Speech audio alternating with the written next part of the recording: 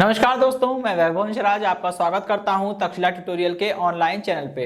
दोस्तों, हम लोग बात कर रहे थे क्लास 12 के फिजिक्स के चैप्टर नंबर 6 पर, जिसका नाम था विद्युत चुंबकीय प्रेरण। इसमें दोस्तों हम लोग लेक्चर 6.5 तक कंप्लीट कर लिए थे। आज हम लोग बात करेंगे लेक्चर 6.6 के बारे में। ओके दोस्तों, तो आज के सेशन का पहला टॉपिक है समतल वृत्ताकार कुंडली का स्वप्रेरण गुणांक। और दोस्तों, इसके बाद से आप जितने भी टॉपिक पढ़ेंगे सारे इंपॉर्टेंट हैं, ठीक है। तो इस पे भी आप स्टार बना लीजिएगा क्योंकि ये भी पूछा जाता है, छोटा सा डेरिवेशन है, ठीक। अब देखिए हमको करना क्या है। सबसे पहले हमें स्वप्रेरण गुणांक निकालने के लिए करना क्या होगा, आप समझिए। हमें पता था, हम लोग स्वप्रेरण गुणांक पढ़ चुके हैं, तो उसमें हम लोग ने देखा था कि स्वप्रेरण या स्वप्रेरण गुणांक या स्वप्रेरकत्व की जब भी हम लोग बात करते हैं स्वप्रेरण की, उसमें केवल एक ही कुंडली होती है, ठीक है। उसी कुंडली में धारा के मान को घटाएंगे बढ़ाएंगे और उसी कुंडली में क्या करेंगे, हम लोग प्रेरित धारा को भी देखेंगे, ठीक। वहां पे सिंगल कॉइल होती है, तो उसी कॉइल में फ्लक्स ग्रंथिता का मान निकालिए। सबसे पहले हमको क्या करना पड़ेगा, सबसे पहले हमको ये करना पड़ेगा कि एक सर्कुलर कॉइल लेने के बाद हमें यह निकालना है कि उस सर्कुलर कॉइल से टोटल कितना फ्लक्स लिंकेज है, यानी कुल कितनी फ्लक्स ग्रंथिता है, हमें यह निकालना पड़ेगा, ठीक है। और जब ये निकाल लेंगे तो n फाई की वैल्यू निकालने के बाद उसको l इंटू आई के बराबर कर देंगे और वहां से हम l की वैल्यू कैलकुलेट कर लेंगे। बस इतना हमारा पर्पस है, ठीक। ओके दोस्तों, अब देखिए सबसे पहले यहाँ हमने आपको एक फिगर 1 दिख रहा है। इस फिगर 1 में हमने एक सर्कुलर कॉइल बना रखी है, ठीक है। इस कॉइल में धारा प्रवाहित करने के लिए सेल या बैटरी हमने लगाई होगी, ठीक है। और एक कुंजी भी होगी क्योंकि सडनली अगर हमें करंट को स्टॉप करना होगा तो हम क्या करेंगे, बैटरी को नहीं निकालेंगे बल्कि वो सीधा की जो है उसको ऑफ कर देंगे, ठीक है। तो यहाँ पे इसमें हमने बैटरी, कुंजी और हमने धारा नियंत्रक वगैरह लगा रखा है, ठीक। अभी एक वृत्ताकार कुंडली है, ठीक है। ये बिल्कुल ऐसे रखी हुई है तो आपको ऐसा दिख रहा होगा, ठीक है। आपको बिल्कुल टॉप व्यू नहीं दिख रहा है, आपको साइड व्यू दिख रहा है इसका, ठीक है। अब देखिए इसमें धारा की दिशा हमने बना दी। धारा की दिशा ऐसे है, ऐसे जाके ऐसे ऐसे, ठीक है। अब हमने यहाँ पे मैक्सवेल के पेंच का नियम, मैक्सवेल के दक्षिणावर्त पेंच का नियम लगा सकते हैं या दाएं हाथ की हथेली का नियम नंबर 1 लगा सकते हैं। और हम ये बता सकते हैं कि धारावाही चालक के कारण उत्पन्न चुंबकीय क्षेत्र किस दिशा में होगा, ठीक है। तो ये चुंबकीय बल रेखाएं हमने खींच रखी है। ऐसे ही चुंबकीय बल रेखाएं आगे और जा रही होगी, नीचे से निकल के ऊपर की ओर ऐसे जा रही होगी, ठीक है। अच्छा, अब सबसे पहले तो हमें यह सोचना है, क्या अगर वृत्ताकार कुंडली में धारा प्रवाहित हो रही है तो वो वृत्ताकार कुंडली क्या चुंबकीय क्षेत्र उत्पन्न नहीं करेगी? बिल्कुल करेगी। तो अब हमें यह निकालना है कि वृत्ताकार कुंडली कितना चुंबकीय क्षेत्र उत्पन्न करती है, ठीक है। वृत्ताकार कुंडली के कारण कुंडली के केंद्र पर उत्पन्न चुंबकीय क्षेत्र कितना हो जाएगा दोस्तों? ये हो जाएगा B is equal to mu nought I upon में 2R, ठीक है। ये बात समझ में आ गई, जहां R क्या है, उस वृत्ताकार कुंडली की त्रिज्या है, ठीक है। चलिए, ये तो हो गया इक्वेशन नंबर 1, ठीक। अब देखिए कि पहली वाली ये जो एक सिंगल कॉइल है, तो ये जो कॉइल जो चुंबकीय क्षेत्र उत्पन्न कर रही है, आप इसकी बल रेखाएं भी देख रहे होंगे। क्या ये बल रेखा उसी कुंडली के क्षेत्रफल से नहीं गुजर रही है? बिल्कुल गुजर रही है। इसका मतलब क्या हुआ, इसका मतलब उसी कुंडली में धारा को मान को हम घटा बढ़ा रहे हैं और जो चुंबकीय क्षेत्र उत्पन्न हो रहा है वो उसी कुंडली के क्षेत्रफल से गुजर रहा है। इसका मतलब कि कॉइल में धारा प्रवाहित करने पर उसी कॉइल से फ्लक्स गुजर रहा है। अब हमें यह निकालना पड़ेगा कि अगर इस कुंडली में n फेरे हैं, तो खैर उसकी बात हम बाद में करेंगे। सबसे पहले हमें यह निकालना है कि इस कुंडली के प्रत्येक फेरे से कुल कितना फ्लक्स गुजर रहा है, ठीक है। वृत्ताकार कुंडली के प्रत्येक फेरे से निर्गत फ्लक्स, भाई अगर इस वृत्ताकार कुंडली के हर एक फेरे से गुजरने वाला फ्लक्स देखना है तो क्या करना होगा, phi is equal to B into A, ठीक है। जहां ए क्या है, इस कुंडली का क्षेत्रफल है। रखिए जरा इसको, तो फाई इज इक्वल टू ये हो गया, बी की वैल्यू रखेंगे म्यू नॉट आई अपॉन में 2R, ठीक है। और इस कुंडली का क्षेत्रफल, भाई कुंडली वृत्ताकार है, जब कुंडली वृत्ताकार है तो क्षेत्रफल भी वृत्त का ही लेना पड़ेगा। और वृत्त का क्षेत्रफल अगर त्रिज्या r है तो वृत्त का क्षेत्रफल कितना होता है, पाई r स्क्वायर। इसको कैलकुलेट कर लेंगे, r से r कैंसिल हो जाएगा और फाई इज इक्वल टू कितना आ जाएगा, mu nought I pi r upon 2, ठीक है। अच्छा, ये तो एक फेरे से गुजरने वाला फ्लक्स है, ठीक है। अब हम इसी प्रकार निकालेंगे कुंडली के n फेरे से। यदि कुंडली में n फेरे हो तो संपूर्ण फ्लक्स कितना होगा, ठीक है, ठीक है। यदि कुंडली में n फेरे हो तब कुंडली के संपूर्ण फेरों से निर्गत कुल फ्लक्स कितना हो जाएगा, n into phi is equal to ये हो जाएगा mu nought I pi r upon में 2, ठीक है। अच्छा, अब इसके लिए यहां पे देखिए n फाई का मान निकल गया। n फाई मतलब कि n क्या है, कुंडली में फेरों की संख्या, फाई क्या है, हर एक फेरे से गुजरने वाला फ्लक्स। तो n इंटू फाई क्या हो जाएगा, कुंडली के संपूर्ण फेरों से गुजरने वाला कुल फ्लक्स, और इसी को हम लोग फ्लक्स ग्रंथिता बोलते हैं। ठीक है, इसको हम इक्वेशन नंबर 3 बोल दे रहे हैं। परंतु स्वप्रेरण की परिभाषा से, स्वप्रेरण की परिभाषा क्या होती है, n phi is equal to L I. ठीक है, इक्वेशन नंबर 4 और इक्वेशन 3 और 4 की तुलना कर लीजिए। ठीक है, समीकरण 3 और 4 की तुलना करेंगे। समीकरण 3 व 4 की तुलना करने पर करिए जरा, कितना हो जाएगा, L I is equal to mu nought I pi R upon में 2। ठीक है, आई से आई कैंसिल हो जाएगा और कितना आएगा, L is equal to mu nought pi R upon में 2। ठीक है, ये वृत्ताकार, और दोस्तों यहाँ में n से मल्टीप्लाई भी होगा। ठीक है, जब n फाई यहाँ दोनों तरफ हमने n से मल्टीप्लाई किया, यहाँ पे n भी होगा। ठीक है, यहाँ n होगा और यहाँ भी n होगा। ठीक है, आई एन आर। ठीक है, ओके दोस्तों, अब देखिए ये तो आ गया कुंडली का स्वप्रेरण गुणांक। ठीक है, क्वेश्चन नंबर 5। अब दोस्तों यहाँ पे हमको थोड़ा सा एक और चीज देखनी पड़ेगी, एक और पहलू पे हम विचार करेंगे। ठीक है, जो कि काफी इंपॉर्टेंट है, तो उसको समझने के लिए मैं यहाँ थोड़ा सा ऊपर पोर्शन रफ करता हूं। देखिए, अब मान लीजिए कि यदि हमने अभी, देखिए ये कुंडली वायु में रखी है, वायु में रखी है कुंडली, तो इस कुंडली के भीतर कोई भी पदार्थ नहीं रखा है, मतलब कोई माध्यम नहीं है, तो वायु होगी। ठीक है, अगर मान लीजिए हमने इस कुंडली के भीतर जो खाली स्पेस था, इसमें क्या किया, कोई लौह चुंबकीय पदार्थ रख दिया, और ऐसा लौह चुंबकीय पदार्थ रखा है जिसकी, ठीक है दोस्तों, हमने क्या किया, इसके बीच में जो खाली स्पेस था उसमें एक ऐसा लौह चुंबकीय पदार्थ रखा है जिसकी आपेक्षिक चुंबकशीलता क्या है, म्यू आर है। ठीक है, तो क्या करना पड़ेगा, तो कोई भी खास चेंज नहीं होगा, बस इतना अंतर होगा कि पहले क्या था कि लौह चुंबकीय पदार्थ रखने से पहले कुंडली के केंद्र पर उत्पन्न चुंबकीय क्षेत्र कितना था, कुंडली के केंद्र पर उत्पन्न चुंबकीय क्षेत्र था म्यू नॉट एन आई, अगर कुंडली में एन फेरे हो। ठीक है, mu nought N I upon में 2r। ठीक है, अब जब आपने लौह चुंबकीय पदार्थ को रख दिया है, तो दोस्तों यहां पे ध्यान दीजिएगा, यहां पे म्यू नॉट क्या होता था, म्यू नॉट उस माध्यम की चुंबकशीलता होती थी जो माध्यम कुंडली के भीतर उपस्थित होता था। जब कुंडली के भीतर कुछ नहीं था, तो मतलब कुंडली के भीतर वायु थी, लेकिन अब कुंडली के भीतर क्या है, अब कुंडली के भीतर एक लौह चुंबकीय पदार्थ आपने रख दिया है। तो जब आप कुंडली के भीतर लौह चुंबकीय पदार्थ रख देंगे, तो अब उसकी चुंबकशीलता रखनी पड़ेगी। इसका मतलब क्या होगा, इसी फॉर्मूले में आपको म्यू नॉट की जगह पे क्या लिखना पड़ेगा, म्यू आर लिखना पड़ेगा। जब आप ऐसा करेंगे तो ये फॉर्मूला बदल जाएगा, B is equal to mu R N into I upon में 2r।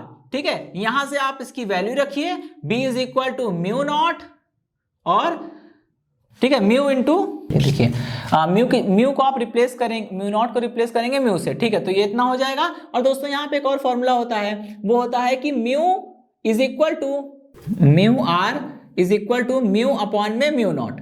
ठीक है, तो यहां से जरा म्यू की वैल्यू निकालिए, mu is equal to mu R into mu nought. ठीक है, तो यहाँ पे हम इसको चेंज कर देंगे, ये हो गया म्यू आर और mu nought N into I upon में 2r। तो दोस्तों यहां से एक चीज हमको सीखने को मिल रही है। क्या मिल रही है सीखने को चीज, वो चीज ये है कि जब आपने कुंडली के भीतर कुछ नहीं रखा था, तो कुंडली के भीतर वायु थी, उस स्थिति में कितना चुंबकीय क्षेत्र उत्पन्न हो रहा था केंद्र पर, ये mu nought N I upon 2r। लेकिन जैसे ही आपने कोई लौह चुंबकीय पदार्थ रखा, तो क्या चेंजेस हुए, वहां पे अब माध्यम वायु की जगह पे कोई लौह चुंबकीय पदार्थ आ गया है, तो उसकी चुंबकशीलता रखनी पड़ेगी। तो म्यू नॉट की जगह पे म्यू रखा, और म्यू की value mu R into mu nought होती है। तो यहां पे हमने म्यू नॉट को म्यू से रिप्लेस किया, फिर म्यू की वैल्यू रख दी।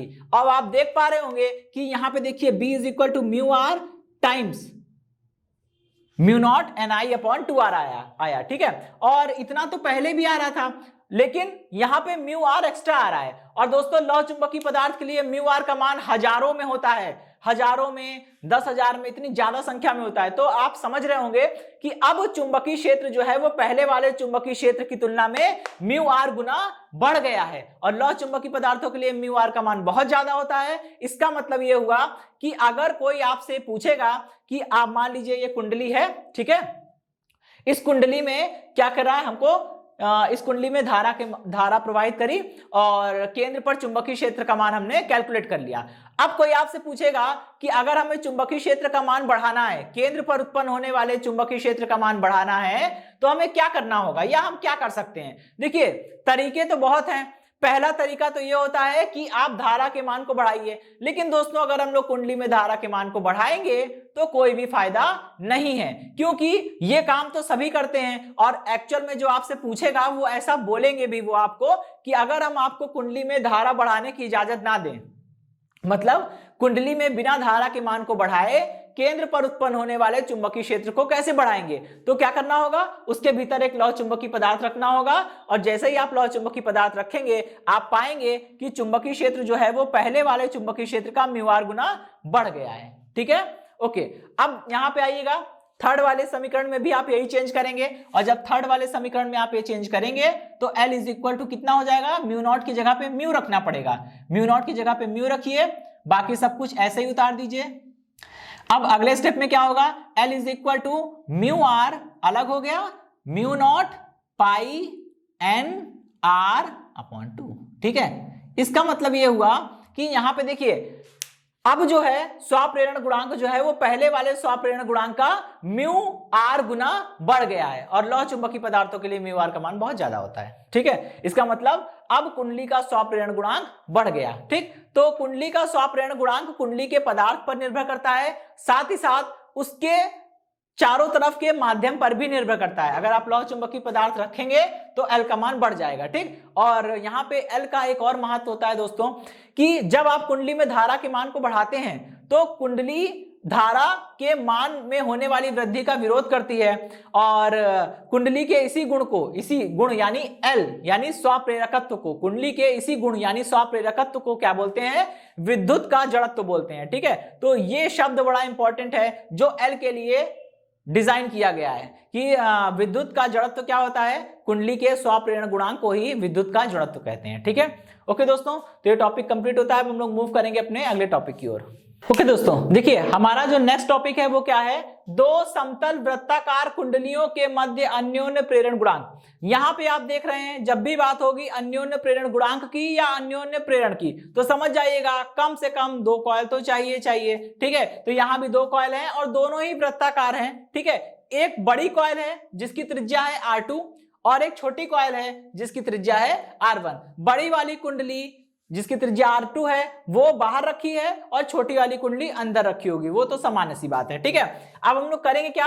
बड़ी वाली कुंडली यानी बाहर वाली कुंडली में धारा प्रवाहित करेंगे और जब बाहर वाली कुंडली में धारा प्रवाहित करेंगे तो वो अपना चुंबकीय क्षेत्र उत्पन्न करेगी और चुंबकीय क्षेत्र की जो बल रेखाएं हैं वो छोटी वाली कुंडली से भी पास आउट होगी। ठीक, तो हमको देखना यह है कि छोटी वाली कुंडली का स्वप्रेरण गुणांक कितना है। वो कैसे पता चलेगा? सबसे पहले तो हम लोग ये निकालेंगे कि छोटी वाली कुंडली के प्रत्येक फेरे से कितना फ्लक्स गुजर रहा है, फिर छोटी वाली कुंडली के सभी फेरों से कुल कितना फ्लक्स गुजर रहा है, फिर उसके आगे हम लोग आगे की बात करेंगे। ठीक है, ठीक है।